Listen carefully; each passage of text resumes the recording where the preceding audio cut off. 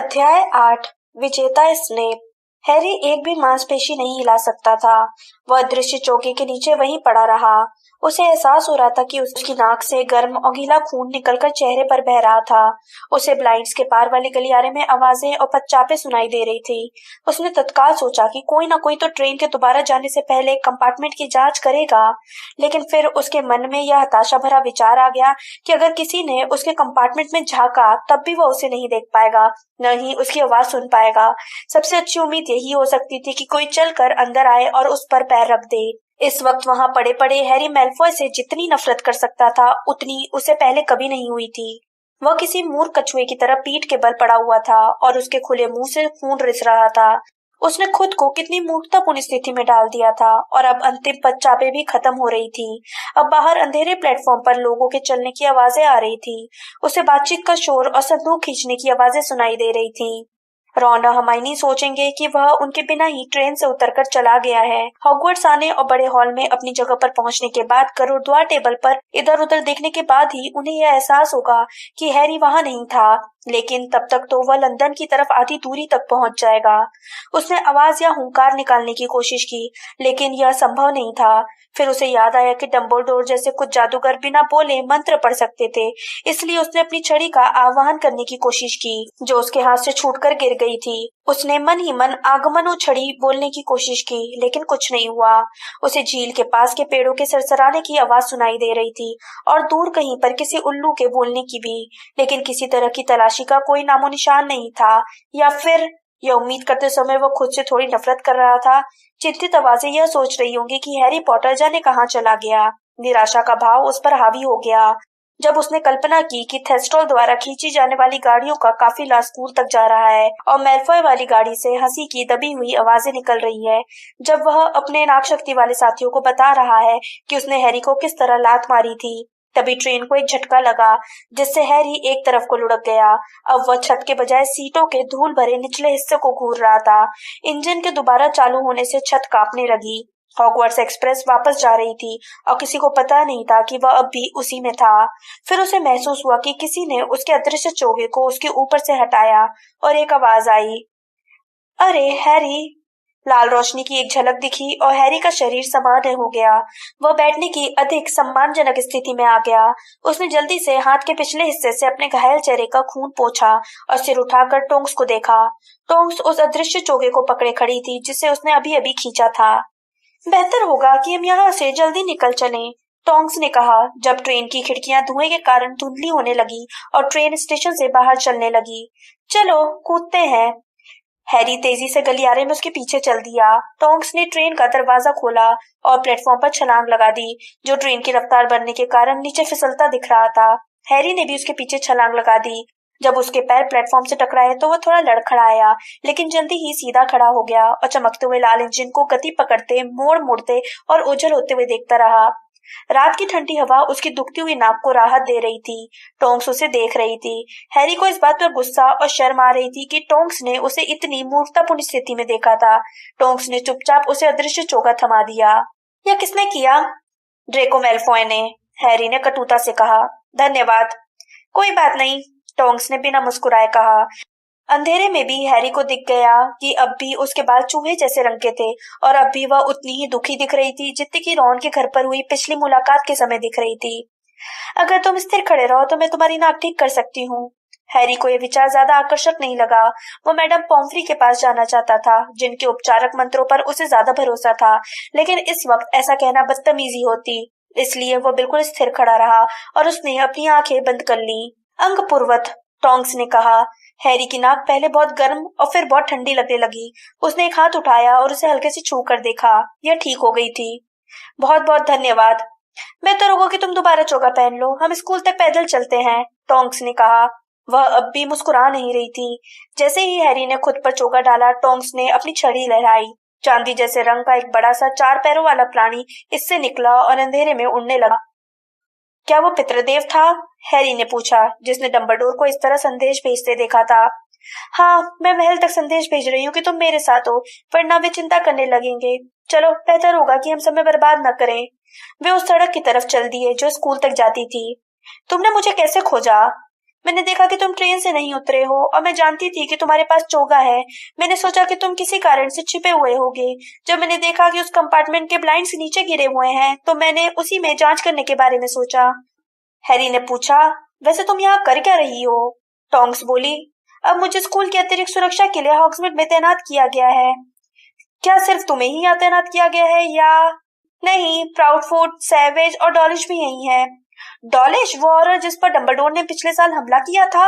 हाँ, वही। वे अंधेरी वीरान सड़क पर चलते रहे जिस पर गाड़ियों ने अभी अभी निशान बनाए थे। हैरी ने अपने चोगे के नीचे से टोंक्स को कनखियों से देखा। पिछली बार वह बहुत उत्सुक थी, इतनी ज्यादा कि कई बार तो वह चिढ़ भी गया था। वह खुलकर हंसती थी और हंसी मजाक करती थी। अब वह ज्यादा बड़ी, गंभीर और उद्देश्यपूर्ण लग रही थी। क्या यह सब मंत्रालय में हुई घटना का असर था? उसे हरमाइनी की कही बात याद आ गई कि वह खुद को सीरियस की मौत का जिम्मेदार मानती है। उसे लगा कि उसे किसी तरह से टोंक्स को तसल्ली देनी चाहिए कि इसमें उसकी कोई गलती नहीं थी, लेकिन वह कुछ नहीं कह पाया। वह सीरियस की मौत के लिए उसे कतई दोष नहीं देता था। यह किसी की गलती नहीं थी। अगर किसी की गलती थी तो हैरी की थी, लेकिन वह सीरियस के बारे में बात नहीं करना चाहता था। इसलिए वे ठंडी रात में खामोशी से चलते रहे। टोंक्स का लंबा चोगा उसके पीछे पीछे जमीन पर घिसटता रहा।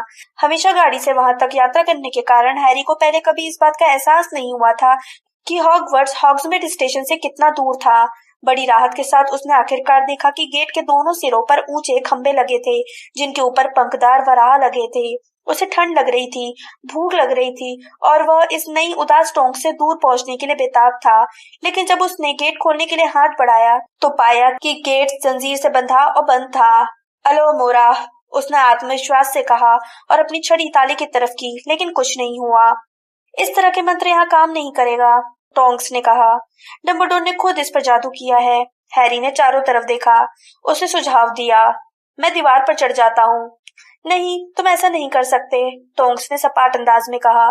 सभी दीवारों पर घुसपैठ विरोधी मंत्र हैं। इस गर्मियों में सुरक्षा 100 गुनी बढ़ा दी गई है। तो फिर? हैरी अब इस बात पर चिढ़ने लगा था कि वो बिल्कुल भी मदद नहीं कर रही थी। मुझे लगता है कि मुझे यहीं सोना पड़ेगा और सुबह होने का इंतजार करना पड़ेगा। कोई तुम्हें लेने आ रहा है, टोंक्स ने कहा। देखो। महल के पास एक लालटेन लहरा रही थी। हैरी यह देखकर खुश हुआ। उसे लगा कि देर से आने पर वो फिल्च की आलोचना को भी झेल लेगा, जिसमें फिल्च यह कहेगा कि नियमित रूप से सजा देने पर ही वह समय पर आना सीख पाएगा।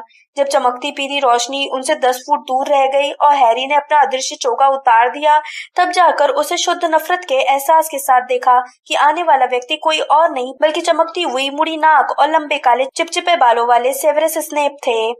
ओह ओह ओह, स्नेप ने व्यंग से कहा। उन्होंने अपनी छड़ी लहराकर ताले पर एक बार ठोकी, जिससे जंजीरें हट गई और दरवाजा चर्र की आवाज करते हुए खुल गया। अच्छा हुआ तुम आ गए पॉटर। हालांकि लगता है तुमने स्पष्ट रूप से यह फैसला कर लिया है कि स्कूल के दुशाले पहनने से लोगों का ध्यान तुम्हारी तरफ से हट जाएगा। मैं दुशाले इसलिए नहीं पहन पाया क्योंकि मैं, हैरी ने बोलना शुरू किया, लेकिन स्नेप ने उसकी बात बीच में ही काट दी। निम्फेडोरा, इंतजार करने की जरूरत नहीं है। पॉटर मेरे हाथों में बिल्कुल सुरक्षित है, टोंक्स ने त्योरिया चढ़ाकर कहा। मैं अपना संदेश हैग्रिड तक पहुंचाना चाहती थी।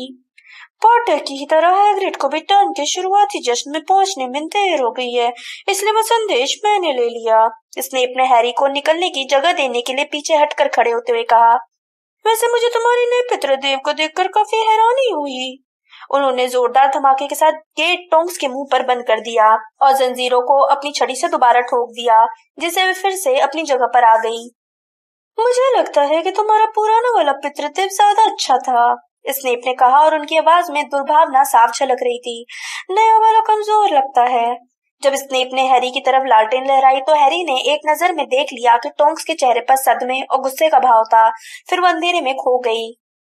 गुड नाइट, हैरी ने टोंक्स से कहा जब वो स्नेप के साथ स्कूल की तरफ जाने लगा।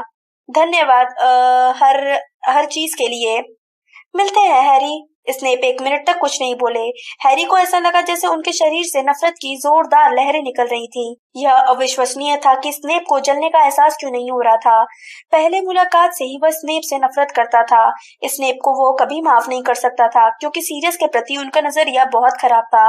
डंबलडोर चाहे जो कहे, हैरी पूरी गर्मियों में सोच विचार करने के बाद इस नतीजे पर पहुंचा था कि स्नेप के तानों की वजह से ही सीरियस उस रात को मंत्रालय गया था जहाँ उसकी मौत हो गई थी। हैरी के सामने ही स्नेप ने सीरियस से कहा था कि वो घर में सुरक्षित छिपा बैठा है, जबकि मायापंची के समूह के बाकी सदस्य वोल्डेमॉर्ट से लड़ रहे थे। हैरी ने अपनी इस राय को पुख्ता कर लिया क्योंकि इससे वह स्नेप को दोष दे सकता था, जो संतुष्टिदायक था। इसलिए भी क्योंकि वह जानता था कि अगर किसी को सीरियस की मौत का अफसोस नहीं था तो वह यही आदमी है जो अंधेरे में उसके साथ चल रहा था। देर से आने के लिए गरुड़दौर के 50 पॉइंट कम, स्नेप ने कहा, और 20 पॉइंट तुम्हारी मगलू पोशाक के लिए। देखो, मुझे याद नहीं है कि किसी हाउस ने टर्म की शुरुआत ही नकारात्मक स्कोर से की हो। अभी तो पुडिंग भी शुरू नहीं हुई है। पॉटर, तुमने तो रिकॉर्ड बना दिया है। हैरी के भीतर नफरत का जो लावा उमड़ रहा था अब वह दहकने लगा था। बहरहाल वह स्नेप को यह कतई नहीं बताना चाहता था कि उसे देर क्यों हो गई। इसके बजाय तो वह लंदन तक पूरे रास्ते स्थिर रहकर लौटना ज्यादा पसंद करता। मुझे लगता है कि तुम धमाकेदार तरीके से दाखिल होना चाहते थे, है ना? स्नेप ने आगे कहा, और चूंकि कोई उड़ने वाली कार नहीं मिली, इसलिए तुमने फैसला किया कि बड़े हॉल में आधे जश्न के दौरान दाखिल होने से नाटकीय प्रभाव पड़ेगा। हैरी अभी खामोश रहा, हालांकि उसे लग रहा था कि उसका सीना फटने वाला है। वह जानता था कि स्नेप उसे इसलिए लेने आए थे ताकि कुछ मिनट तक वे सबकी नजरों से दूर उसे सता सके, यातना दे सके। वे दोनों आखिरकार महल की सीढ़ियों तक पहुंच गए और बलूत की लकड़ी का सामने वाला बड़ा दरवाजा खुल गया। प्रवेश हॉल में बातों और हंसी का शोर सुनाई दे रहा था, जो बड़े हॉल के खुले दरवाजे से बाहर आ गया था। प्लेटों और गिलासों के खनखनाने की आवाज भी सुनाई दे रही थी। हैरी ने सोचा कि क्या उसे अपना अदृश्य चोगा दोबारा पहन लेना चाहिए ताकि वो किसी का ध्यान आकर्षित किए बिना गरुड़द्वार की लंबी टेबल तक पहुंच जाए। मुश्किल यह थी कि गरुड़द्वार की टेबल प्रवेश हॉल की सबसे दूरी पर थी। बहरहाल ऐसा लगा जैसे स्नेप ने हैरी के मन की बात समझ ली हो। वे बोले, कोई चोगा नहीं, तुम ऐसे ही जाओ ताकि सब तुम्हें देख लें, जो मेरे ख्याल से तुम चाहते भी हो। हैरी मुड़ा और सीधे खुले दरवाजे की तरफ चल दिया। वह स्नेप से दूर होने के लिए कुछ भी कर सकता था। बड़े हॉल में 4 लंबी हाउस टेबलें लगी थीं और ऊपर की तरफ स्टाफ टेबल थी। बड़ा हॉल हमेशा की तरह तैरती हुई मोमबत्तियों से सजा था, जिससे नीचे की प्लेटें चमक रही थी। बहरहाल हैरी के लिए यह एक धुंधली झलक थी, क्योंकि वह इतनी तेजी से चला कि विद्यार्थियों को घूरने का मौका मिलने से पहले ही वह मेहनत कश की टेबल के पास से गुजर चुका था। और जब तक विद्यार्थी उसे अच्छी तरह से देखने के लिए खड़े हुए, तब तक उसने रॉन और हरमाइनी को देख लिया। वह बेंचों के बीच से तेजी से उनकी तरफ गया और उनके बीच जगह बनाकर बैठ गया। तुम कहाँ थे? ओह, तुम्हारे चेहरे को क्या हुआ? रॉन ने उसे देखते हुए कहा। आसपास के सभी लोग उसी की तरफ देख रहे थे। क्यों, इसमें क्या गड़बड़ है? हैरी ने एक चम्मच उठाकर उसमें अपना विकृत प्रतिबिंब देखा। तुम खून में लथपथ हो, हरमाइनी बोली। यहाँ आओ। उसने अपनी छड़ी उठाई और बोली, लुप तो। सूखा हुआ खून फौरन गायब हो गया। धन्यवाद, हैरी ने अब अपने साफ हो चुके चेहरे को छूते हुए कहा। मेरी नाक कैसी दिख रही है? सामान्य है, हरमाइनी ने चिंता से कहा। वैसे कैसी दिखनी चाहिए थी? हैरी, क्या हुआ था? हम तो चिंता में पड़ गए थे। मैं तुम्हें बाद में बताऊंगा, हैरी ने रूखे स्वर में कहा। उसे पता था कि जिनी, नेविल, डीन और सीमस सुन रहे थे। यहाँ तक कि गरुड़द्वार का भूत लगभग सिरकटा निक भी चोरी से बात सुनने के लिए उनकी बेंच पर आगे आ गया था। लेकिन हरमाइनी ने कहा। अभी नहीं हरमाइनी, हैरी ने जोर देकर कहा। उसे पूरी उम्मीद थी कि वे सब सोच रहे होंगे कि वो कोई बहुत बहादुरी का काम करके आ रहा है, जिसमें प्राणभक्षी और दमपिशाच शामिल होंगे। जाहिर है मेलफॉय इस कहानी का खूब प्रचार करेगा, लेकिन इस बात की काफी संभावना थी कि ये गरुड़द्वार के ज्यादातर विद्यार्थी तक नहीं पहुंच पाएगी। उसने रॉन के पार हाथ बढ़ाकर चिकन की टांग और मुट्ठी भर चिप्स उठाने की कोशिश की, लेकिन इससे पहले कि वो उन्हें ले पाता वे गायब हो गई और उनकी जगह पर पुडिंग आ गई। तुम चुनने की रस्म नहीं देख पाए, हरमाइनी ने कहा, जब रॉन ने एक बड़े चॉकलेट गैटियो की तरफ झपट्टा मारा। टोपी ने कोई दिलचस्प बात कही? हैरी ने ट्रिकल टार्ट का एक टुकड़ा उठाते हुए पूछा। वही पुरानी बातें, हमें दुश्मनों के सामने एकता से रहने की सलाह दी। डंबलडोर ने वोल्डेमॉर्ट का कोई जिक्र किया? अभी तक तो नहीं, लेकिन वे अपना महत्वपूर्ण भाषण हमेशा डिनर के बाद के लिए बचा कर रखते हैं, है ना? वे अब बोलने ही वाले होंगे। स्नेप ने कहा था कि हैग्रिड को जश्न में देर हो गई थी। तुमने स्नेप को देखा था? कैसे? रॉन ने अपने मुंह में चॉकलेट गैटियो को भरते हुए कहा। उनसे टकरा गया था, हैरी ने बचते हुए कहा। हैग्रिड को तो बस कुछ ही मिनट देरी हुई थी, हरमाइनी ने कहा। देखो हैरी, वो तुम्हारी तरफ देखकर हाथ हिला रहा है। हैरी ने स्टाफ टेबल की तरफ देखा और हैग्रिड को देखकर मुस्कुराया, जो सचमुच उसे देखकर हाथ हिला रहा था। हैग्रिड कभी भी गरुड़ध्वज हाउस की प्रमुख प्रोफेसर मैकगोनागल जितना गरिमापूर्ण दिखने में कामयाब नहीं हो पाया था, जिनके सिर का ऊपरी हिस्सा हैग्रिड की कोहनी और कंधे के बीच तक ही आता था।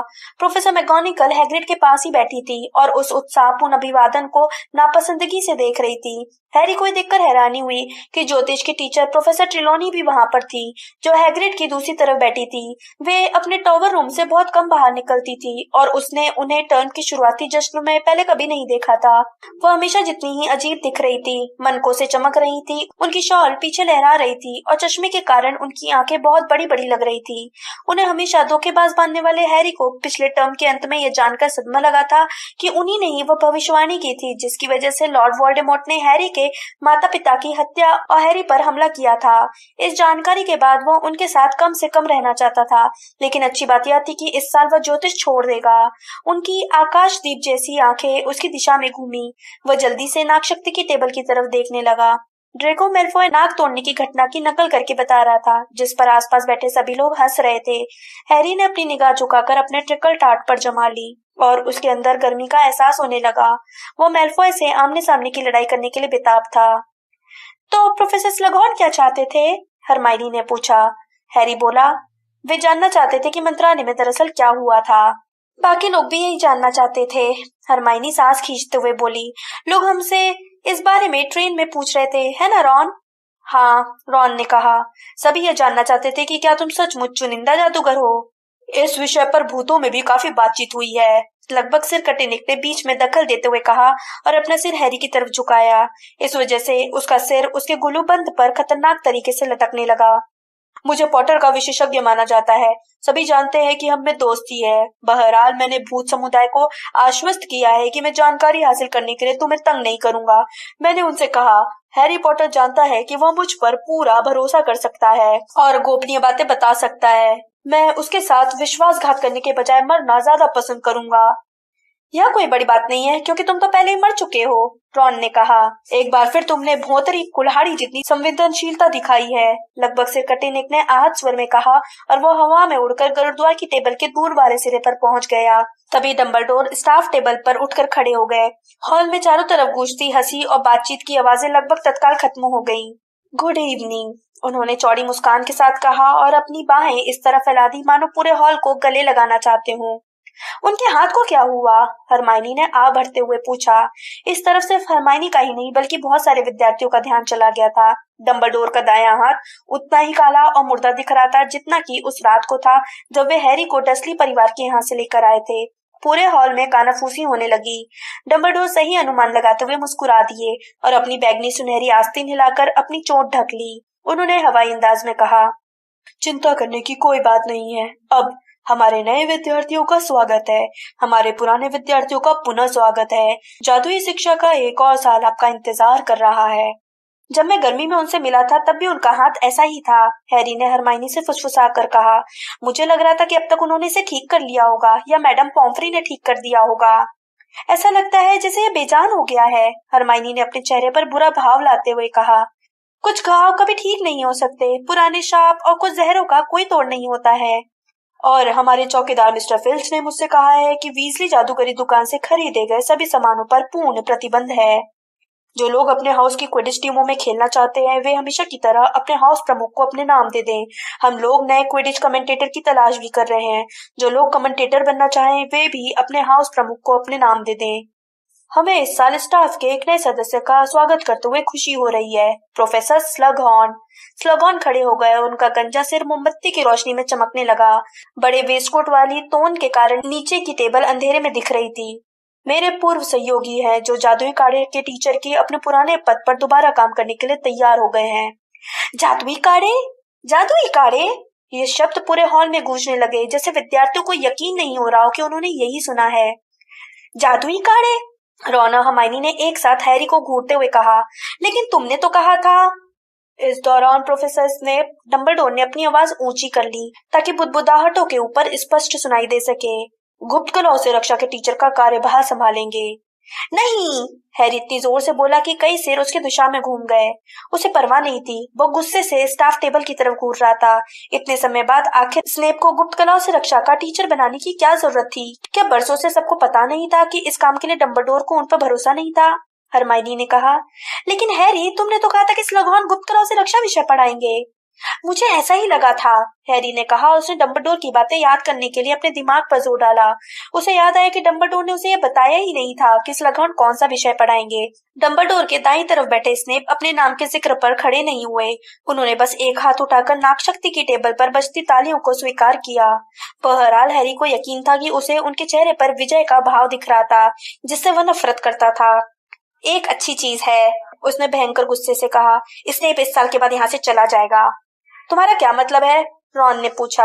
यह पद शापित है, कोई भी एक साल से ज्यादा नहीं रुक पाया है। क्विरिल इस पद पर रहते रहते मर गया था। मैं तो यही चाहता हूँ कि अब इस विषय का एक और टीचर मर जाए। हैरी, हरमाइनी ने सदमे और हिकारत से कहा। हो सकता है इस साल के बाद वे दोबारा जादुई काढ़े का विषय पढ़ाने लगे, रॉन ने तर्कपूर्ण ढंग से कहा। हो सकता है स्लगहॉर्न ज्यादा समय न पढ़ाना चाहे, जैसा मूडी नहीं चाहते थे। डंबलडोर ने अपना गला साफ किया। सिर्फ हैरी, रॉन और हरमाइनी ही बातें नहीं कर रहे थे। स्नेप की दिली हसरत आखिरकार पूरी हो गई थी। यह खबर सुनकर पूरे हॉल में बातचीत की भनभन होने लगी थी। उधर डंबलडोर को जैसे ये पता ही नहीं था कि उन्होंने कितनी सनसनीखेज खबर सुनाई थी। वे स्टाफ की नियुक्तियों के बारे में आगे कुछ नहीं बोले, लेकिन उन्होंने कुछ सेकंड इंतजार किया ताकि उनके बोलने से पहले खामोशी छा जाए। अब जैसा कि हॉल में बैठा हर व्यक्ति जानता है, लॉर्ड वोल्डेमॉर्ट और उसके साथी एक बार फिर स्वतंत्र हैं तथा शक्तिशाली होते जा रहे हैं। डंबलडोर के शब्दों को सुनकर हॉल में छाई खामोशी तनावग्रस्त हो गई। हैरी ने मैलफॉय की तरफ देखा। मैलफॉय डंबलडोर की तरफ नहीं देख रहा था, बल्कि अपनी छड़ी से अपने कांटे को हवा में उठा रहा था, जैसे उसकी नजरों में हेडमास्टर के शब्द महत्वहीन हो। मैं इस बात पर जोर देना चाहता हूँ कि वर्तमान स्थिति बहुत खतरनाक है और हॉगवर्ट्स में हम सभी को सुरक्षा का खास ध्यान रखना चाहिए। गर्मियों में महल की जादुई सुरक्षा बढ़ा दी गई है। नए और ज्यादा सशक्त सुरक्षात्मक इंतजाम किए गए हैं, लेकिन हमें इसके बावजूद किसी विद्यार्थी या टीचर की लापरवाही से होने वाले खतरों से सावधान रहना चाहिए। इसलिए मैं आपसे आग्रह करता हूँ कि आपके टीचर्स आपको जो भी सुरक्षात्मक सलाह दें उसका पालन करें, चाहे उससे आपको कितनी ही दिक्कत हो। खासकर यह नियम कि आपको रात को अपने कमरे से बाहर नहीं निकलना है। मैं आपसे आग्रह करता हूँ, अगर आपका ध्यान महल के भीतर या बाहर किसी अजीब या संदिग्ध चीज की तरफ जाए तो स्टाफ के किसी सदस्य को तत्काल बताएं। मुझे भरोसा है कि आप अपनी और सबकी सुरक्षा की खातिर हमेशा सही आचरण करेंगे। डंबलडोर की नीली आंखें विद्यार्थियों पर घूमी और वे एक बार फिर मुस्कुरा दिए। लेकिन अब आपके पलंग आपका इंतजार कर रहे हैं और वे उतने ही गर्म और आरामदेह हैं जितनी आप उम्मीद कर रहे होंगे। मैं जानता हूँ कि आप सभी कल की क्लासों में पहुंचने के पहले अच्छी तरह आराम करना चाहते होंगे, इसलिए अब गुड नाइट कहने का समय आ गया है। पिप पिप। हमेशा की तरह कान फोड़ू शोर हुआ। बेंचें पीछे खिसकी और सैकड़ों विद्यार्थी बड़े हॉल से निकलकर अपने हाउस के हॉल की तरफ जाने लगे। हैरी आंखें फाड़ कर देखती भीड़ के साथ जाने की जल्दी में नहीं था। इसके अलावा वो मैलफॉय के ज्यादा करीब भी नहीं रहना चाहता था, ताकि उसे नाक पर लात मारने वाली कहानी सुनाने का मौका मिल सके। इसलिए वो पीछे रुककर अपने जूते की लेस बांधने का नाटक करता रहा। उसने ज्यादातर गुरुद्वार वालों को अपने आगे निकल जाने दिया। हरमाइनी आगे बढ़कर प्रीफेक्ट का कर्तव्य निभा रही थी और फर्स्ट ईयर के विद्यार्थियों को ले जा रही थी, लेकिन रॉन हैरी के पास ही रुका रहा। तुम्हारी नाक को क्या हुआ था? उसने पूछा जब वे हॉल से बाहर जाती भीड़ के पास निकले। वे बाकी सबसे इतनी दूर थे कि कोई उनकी बात नहीं सुन सकता था। हैरी ने उसे बता दिया। यह उनकी दोस्ती की मजबूती का सबूत था कि रॉन यह सुनकर नहीं हंसा। रॉन ने कटु स्वर में कहा, मैंने मैलफॉय को नाक के बारे में कोई नाटक करते देखा था। हाँ देखो, उसकी परवाह मत करो, हैरी ने कटुता से कहा। जरा सुनो तो सही, वो मेरे होने का पता चलने से पहले क्या कह रहा था। हैरी को उम्मीद थी कि मैलफॉय की बातें सुनकर रॉन स्तब्ध रह जाएगा। हैरी को यह मंदबुद्धि की निशानी लगी, लेकिन रॉन जरा भी प्रभावित नहीं हुआ। छोड़ो भी हैरी, वह तो सिर्फ पार्किंसन के सामने शान झाड़ रहा था। तुम जानते हो उसे कौन सा काम दे सकता है। तुम्हें कैसे पता कि वोल्डेमॉर्ट को हॉगवर्ट्स में किस काम के लिए किसकी जरूरत है? यह पहली बार नहीं होगा। हमें लगता है कि तुम्हें नाम नहीं लेना चाहिए हैरी। उन्हें पीछे से एक झिड़की सुनाई दी। हैरी ने मुड़कर देखा। हैग्रिड अपना सिर हिला रहा था। हैरी ने जिद से कहा, डंबलडोर भी तो उसका नाम लेते हैं। देखो, वे डंबलडोर है ना? हैग्रिड ने रहस्यमय अंदाज में कहा। तो तुम्हें देर कैसे हो गई हैरी? हम चिंता कर रहे थे। ट्रेन में रुका रह गया था, हैरी ने कहा। तुम्हें देर कैसे हो गई? हम ग्रॉप के साथ थे, हैग्रिड ने चहकते हुए कहा। वक्त का ख्याल ही नहीं रहा। उसे अब पहाड़ों में नया घर मिल गया है। डंबलडोर ने इसे तय कर दिया था। बड़ी अच्छी गुफा है। वह वहाँ जंगल में ज्यादा खुश है। हम बढ़िया बातचीत कर रहे थे। सचमुच? हैरी ने कहा, जिसने रॉन की तरफ नहीं देखने की कोशिश की। जब वह हैग्रिड के सौतेले भाई से आखिरी बार मिला था तो वह एक दुष्ट दानव था जो पेड़ों को जड़ से उखाड़ने में माहिर था, जिसकी शब्दावली 5 शब्दों की थी, जिनमें से 2 का वह सही उच्चारण नहीं कर सकता था। ओह हाँ, वह सचमुच सुधर चुका है, हैग्रिड ने गर्व से कहा। तुम लोगों को हैरानी होगी, हम सोच रहे हैं कि उसे अपना असिस्टेंट बनने का प्रशिक्षण दें। रॉन ने जोर से सांस खींची, लेकिन उसने ऐसा नाटक किया जैसे उसे छींक आई थी। वे लोग अब बलूत की लकड़ी के सामने वाले दरवाजे के पास खड़े थे। खैर, तुमसे कल मिलते हैं। लंच के ठीक बाद की पहली क्लास है। जल्दी आ जाओगे तो बक, मेरा मतलब है विदरविंग से हेलो कह सकते हो। अलविदा करने के लिए खुशनुमा अंदाज में अपना हाथ उठाते हुए वह दरवाजे से बाहर निकलकर अंधेरे में खो गया। हैरी और रॉन ने एक दूसरे की तरफ देखा। हैरी समझ गया कि रॉन के दिल में भी वही टूटता एहसास हो रहा था जो उसके दिल में था। तुम जादुई प्राणियों की देखभाल विषय ले रहे हो? रॉन ने अपना सिर इनकार में हिला दिया। और तुम? हैरी ने भी अपना सिर इनकार में हिला दिया। और हरमाइनी भी नहीं? रॉन ने पूछा। हैरी ने अपना सिर इनकार में एक बार फिर हिला दिया। उसे यह सोचना अच्छा नहीं लग रहा था कि जब हैग्रिड को यह पता चलेगा कि उसके 3 प्रिय विद्यार्थियों ने उसका विषय छोड़ दिया है तो वह क्या कहेगा।